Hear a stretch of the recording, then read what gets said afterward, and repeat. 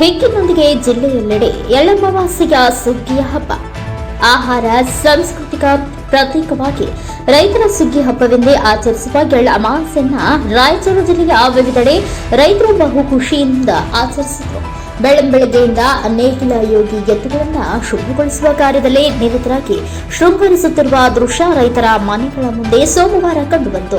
ಹೊಸ ಬಟ್ಟೆಗಳನ್ನು ತೊಟ್ಟು ಎತ್ತಿನ ಗಾಡಿಯಲ್ಲಿ ಕುಟುಂಬ ಸಮೇತ ಜಮೀನಿಗೆ ತೆರಳಿದ್ರು. ನಂತರ ಜಮೀನಿನಲ್ಲಿರುವ ಬನ್ನಿಮಾಂಕಾಳಿ ವೃಕ್ಷಕ್ಕೆ ವಿಶೇಷ ಪೂಜೆ ಮಾಡಿ ಬಿತ್ತಿದ ಹಿಂಗಾರು ಪೈರಿನ ಬೆಳೆಗಳ ಇಳುವರಿ ಉತ್ತಮವಾಗಿ ಬರಲಿ ಎಂದು ಪ್ರಾರ್ಥಿಸಿ ಭೂತಾಯಿಗೆ ಚೆಲ್ಲಿದರು.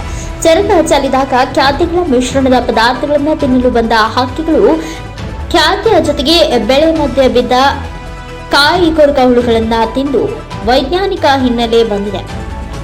ಈ ಪದ್ಧತಿ ರೋಗ ಹತೋಟಿಗೆ ತರುವಲ್ಲಿಯೂ ಸಹಕಾರಿಯಾಗುತ್ತದೆ ಎನ್ನುತ್ತಿವೆ ಅನೇಕ ರೈತ ಮೂಲಗಳು.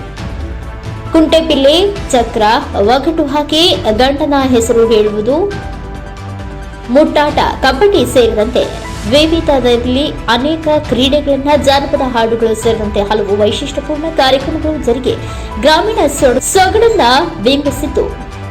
ಮನೆಯಿಂದ ಮಾಡಿ ತಂದ ಸಿಹಿ ತಿಂಡಿ ಪದಾರ್ಥಗಳಿಗೆ ವಿವಿಧ ಬಗೆಯ ಊಟ ಮಾಡಿ ಬಾಯಿ ಚಪ್ಪರಿಸಿದ್ರು. ಜೊತೆಗೆ ಕುಟುಂಬ ಸಮೇತರಾಗಿ ಉತ್ತಮ ಫಸಲಿನ ಮಧ್ಯೆ ಸೆಲ್ಫಿ ಫೋಟೋ ಕ್ಲಿಕ್ಕಿಸಿ ಹಿಗ್ಗಿನೊಂದಿಗೆ ಹಬ್ಬದ ಆನಂದವನ್ನ ಸವಿದ್ರು. ಆನಂದ ತುರ್ವಿಹಾಳ್, NKS TV4 ನ್ಯೂಸ್, ನಿಂಗಸೂರು.